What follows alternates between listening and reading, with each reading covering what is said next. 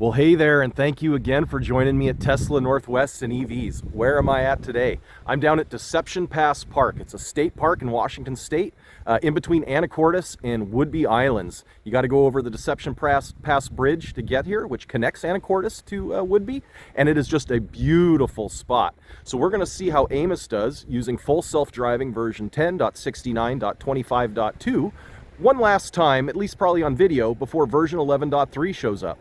So thank you so much. Have a wonderful day, and I'll just catch you on the flip side as we see how Amos does getting us home.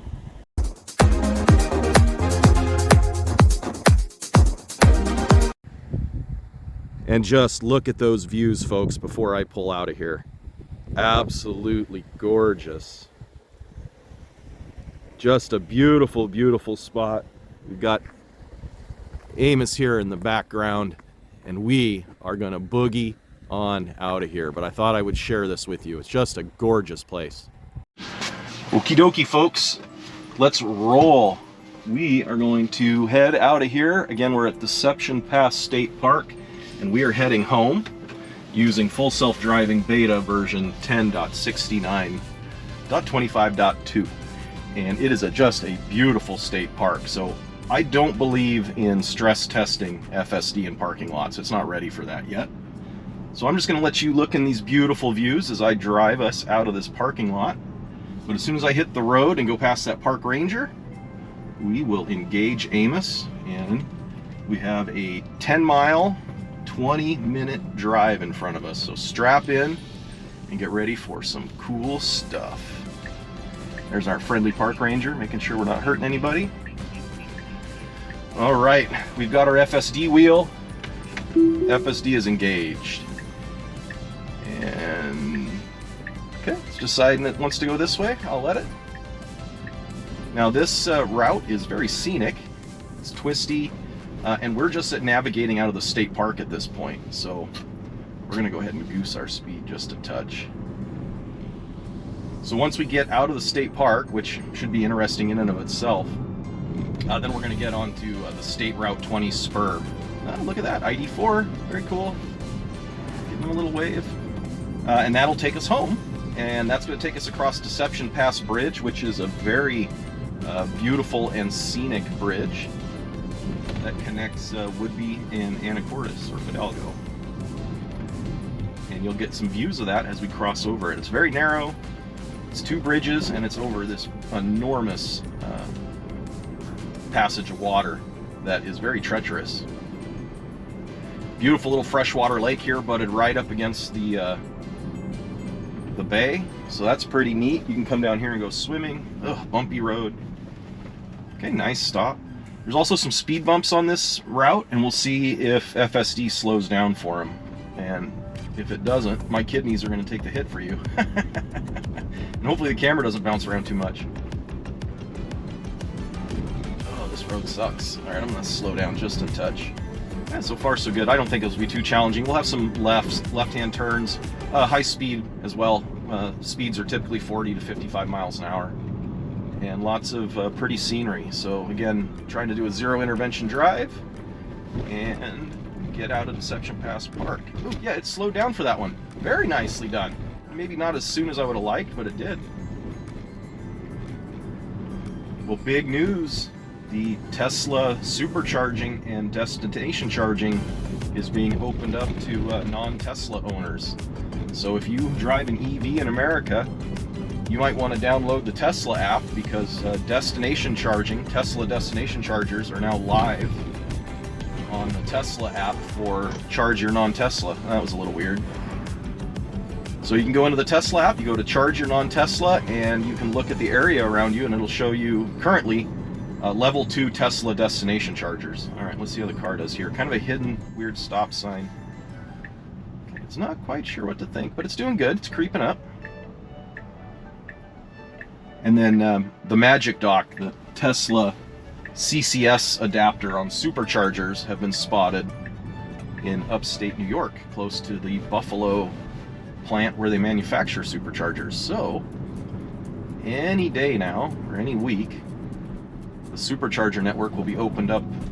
Some of it, not all the supercharger network, but a portion of it's going to be opened up to the general public, And you won't even need to buy an adapter if you drive a CCS1 car. The Magic Dock at the Tesla charger will have it there for you. And again, you'll want the Tesla app so you can check that. And so you can pay for your charging sessions and all that good stuff. Very exciting. I'm looking forward to it. I want more people to drive EVs, and if it means that I have to wait sometimes, more than likely when I'm in California, hey, that's okay. All right, because superchargers for the most part, unless you're in a real populated, oh, it doesn't know what to do. I had to take over. Okay, so I was busy talking, car got confused. There's one intervention. That would have been no bueno. I'm sure the park ranger would have thought, what is that guy doing? Okay, well, that's too bad. But no, I'm happy that they're opening up that network. I think everybody deserves to have a good charging experience, and if Tesla can bring that to them, well, good. And if they charge a little more, well, good. As a shareholder, I like recurring revenue too. So, okay, folks, we have a left-hand turn. This is light controlled. So far, we've had a intervention leaving Deception Pass Park, and that was due to the car just kind of getting confused, and I had to take over. But other than that, we're doing okay. And we've been talking about Tesla's charging network opening up to the public. I'd be curious what you all think. If you want to leave that down in the comments, I would love to hear your thoughts on it, because I mean, we did subsidize that network by buying these cars, right? We paid a little extra, and part of that extra was to subsidize building on a network where we could charge. And now it's not going to be so exclusive, but I'm okay with that, because I don't know how many of you road tripped. Okay, should be our turn any second. But quite often I've found, at least here in the West, there are lots of, that was kind of an awkward turn, but it made it. There are lots of version 2 superchargers out in the wild, and then real close to them is a version 3 supercharger. So I could see the version 2s being opened up to the general public. We're gonna goose our speed. And the level, or the version 3 superchargers, the 250 kilowatt big boys, being left just for Tesla owners. But, you know, we'll see. It'll be really interesting to see how that rollout goes. Another cool part about this drive, I hope you appreciate, is we're doing it at dusk. So we're going to get to see how Amos manages with a twilight kind of situation. And it has been cold here, folks. It's 34 degrees right now, but it was 21 this morning when I got up. We've had ice and snow and all kinds of crap. So we're going to slow down just a touch, because we're going to be approaching our bridge here. And this is part of the NHTSA recall, is how long it takes for the car to slow down when you make a speed adjustment. So I'm looking forward to that, which I think will probably come as part of the version 11 FSD software update. All right, we're going to cross Deception Pass Bridge. Beautiful views, but very narrow. This is the first of 2. And if you want a great history lesson, you should look this bridge up. It is fascinating, and seeing him build it is scary as hell. We're going to goose our speed just a touch. All right, we're coming up to the second bridge. Again, very narrow. On the weekends in summertime, it's also chock full of pedestrians, so it's a very interesting route. And I'll take you through it here once the summertime hits. So we'll get all the cool visuals on whatever FSD update we're on by then. Hell, maybe the car will be driving itself completely by then. I won't have to supervise. Okay, we're doing good. We're not quite 3 miles into the trip, so about a third of the way through. And we've had one intervention because of confusion about the route. But it doesn't matter where it happens. The car's got to be able to navigate any situation. But you know, we'll cut it some slack for now, because it's still learning. Beautiful drive through here. And it's rush hour too. It's about 10 to 5, 5 to 5. So we've got another left-hand turn coming here. This is going to be a cross traffic, no signal, no protection. It's just the car has to make a decision when to go, and traffic is fast. And it is a weird turn. It's kind of a hard left. Looks like it might get a little bit of a break though, because it's only got the one rig. Nice blinker, bud. All right. Oh yeah, that was well done, and we didn't shoot off the edge of the shoulder.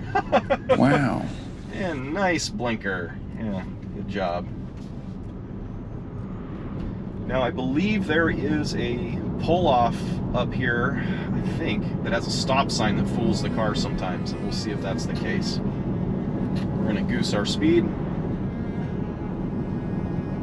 Yeah, nicely done.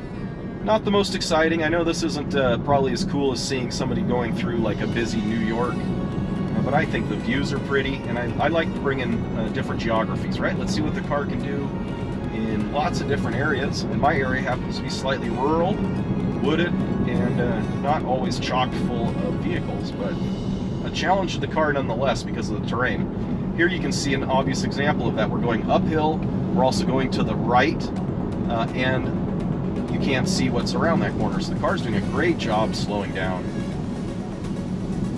But not awkwardly so. Yeah, very well done. And now we're accelerating out through that corner. Really, really excited for Wednesday. That's Tesla's Investor Day. I'm sure a number of you watching this video, hopefully you're investors and are as excited as I am, and maybe you're not a Tesla owner yet, but you are excited by them, and I think we're going to hear some really cool stuff. Really cool stuff. And not just things that'll impact Tesla owners or Tesla shareholders, but I think we're going to hear things that'll help a large majority of mankind. I really do. This company is doing a lot of good. SpaceX and the Boring Company and Neuralink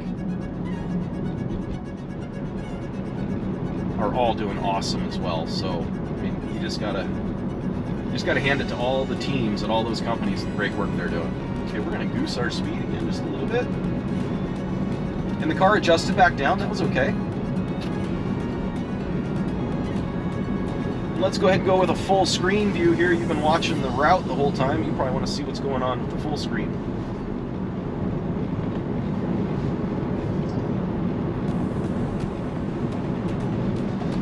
I'll be doing a video, maybe a little short here soon, on the differences between the two adapters.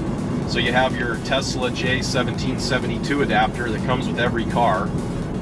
And that adapter that you get with the car, that only works on level 2 charging. So if you go to a public level 2 AC EV charging equipment, you're going to need that one. And it comes with the car. It's for, again, J1772. It's the standard for level 2 or level 1 or level 2 AC EV charging. But if you wanted to use like Electrify America or EV Go, you need to purchase a Tesla CCS1 to North American charging standard, or Tesla, and that's $175 on their website. And you need to make sure that you check that your car is compatible, because any cars built, I think before or after 2021 are compatible with CCS1, but if you have a car older than that, you may need a retrofit. Oh, what a beautiful drive. There's just nobody out today, so it's not all that exciting, but I'm having a good time talking to you. So I think I'll be doing a short on that, right? Because you want to know the difference, and it's a good idea to have both. Granted, you get one free, but that only works for slower level 2 charging, and the $175 adapter, boy, that's like a golden ticket, right? It lets you go anywhere. The only thing you can't charge on is a CHAdeMO, and if you want to spend $500, you can get a CHAdeMO adapter too. All right, we're just about a mile away from our next left-hand turn. Car's been doing great. Once we got out on the main roads, it was just having fits inside that beautiful state park. Oh, and look at that view, all those beautiful trees out there. So I'm sorry for all those of you in California. I guess Northern California is just getting absolutely annihilated. Here's the yield that the car has troubles with sometimes, and now we've rejoined my route home. So this is familiar territory for everybody. We had a pretty good blast of it ourselves over the last couple days, but I know we're expecting more really, really crappy weather over the weekend. And I saw like Dirty Tesla there in Michigan. He lost power. He was living off his power walls. So a lot of crazy storms happening in the U.S. this week.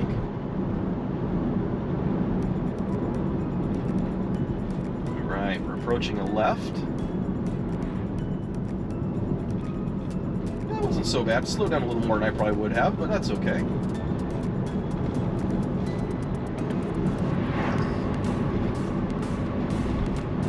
And I'm hoping to be doing a video soon on, we've had Amos now for 1 year and just about 25,000 miles. Yeah, we put a lot of miles on this car. So I thought I would be I'll bring a video there of kind of my thoughts on, you know, having the Model Y performance after a year. Go, car, go! Go! That was weird! It was just like really leisurely taking its way through that left-hand turn. I would have been scared if the traffic had been coming a little faster. Boy, that was bizarre. But yeah, doing a little video on kind of what I think. There's a few chips in the paint. Probably should have done PPF on the frunk, etc. But just really how I mean, I hate to be a Tesla fanboy, and I love all EVs, but with over-the-air updates, the car just gets better every time I get a software update. I mean, yeah, some things maybe get a little worse, like FSD, but so far this year, what we've gotten track mode, I've gotten the video games I didn't have before, Sonic. Let's see, what else? The service screen menus, which if you haven't checked my video on that, I've got a couple of them, a couple videos on those. So you can go in and kind of check the status of the car, and those continue to improve.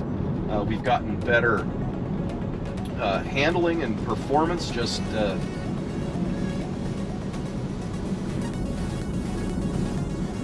through the software FSD updates. I mean, not like mechanically, but just the way the car behaves. So yeah, it just never ceases to amaze me, the kind of magic that the Tesla team puts into these vehicles, just to keep them exciting.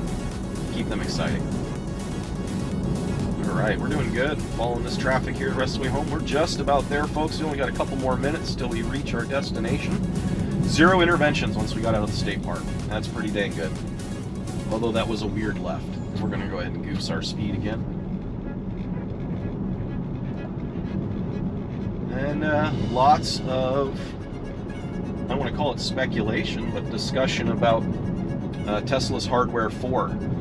So pretty sure we're going to be hearing about that on March 1st, Wednesday at Investor Day. And it sounds like they are already producing vehicles with Hardware 4 installed. They just aren't selling them yet because the software isn't quite ready. And I'm curious what you think about that. Maybe leave that in the comments, right?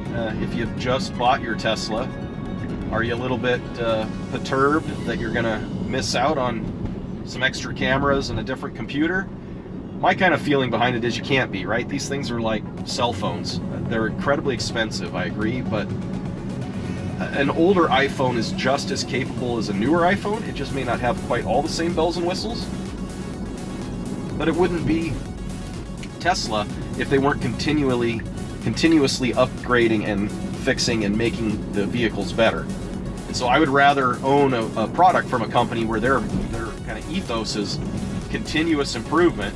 And if I miss out on some of that continuous improvement, well, oh well, I'll catch it on the next round. Than to buy a vehicle from somebody like Chevy or Ford, who, you know, they refresh things every 2 to 3 years. They don't do major modifications, but maybe every 5 or 6, and they're scared to really innovate. So that's kind of my thought. Yeah, another Tesla there in front of us. All right, we got a little pedestrian action, and then we're going to make our right, and I'm going to shut this video off. It has been a fun ride. Thank you for joining me. I hope you enjoy these, and if you do, I'd love it if you'd hit that subscribe. My short I made about why bear spray is a must-have EV accessory was a little controversial, surprisingly. I got a few kind of crazy comments, but I still stand by it. I think it's a good... that's weird. Why is it doing that? That was weird. I still think it's a good item to have if you're worried about charging late at night and you don't want to carry a gun. That's just, and nowhere do I say that I don't carry a gun, but if you don't want to carry one, you should, I think, have it, because mace just kind of piddles out, and bear spray will effectively get rid of somebody trying to mess with you. It's not great, but, you know, if you don't have a choice and you're at a supercharger or an EA in the middle of the night, well, you got to do something. So that's it, folks. We made it home. Thank you so much and have a wonderful night. I'll catch you on the flip side.